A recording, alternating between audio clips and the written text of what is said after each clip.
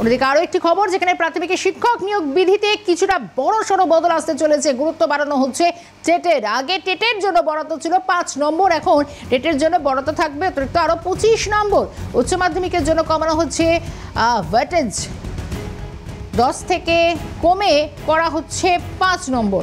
বন্ধ করা হচ্ছে এক্সট্রা কারিকুলার অ্যাক্টিভিটির জন্য বরাদ্দ নম্বর। বিস্তারিত যেমন শান্তন রয়েছেন আমাদের সঙ্গে। শান্তন, বড় সড় এই বদল আসছে। দেখো, একেবারে যে প্রাথমিকের যে নিয়োগ, সেই নিয়োগে কিন্তু বড়সড় রদবদল আনতে চলছে। সেই বিধিতে রদবদল আনছে।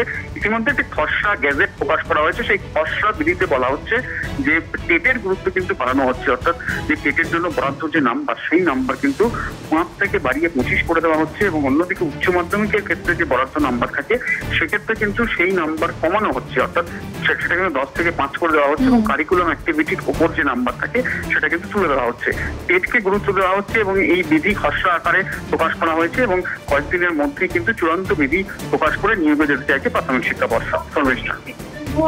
ধন্যবাদ শান্তন।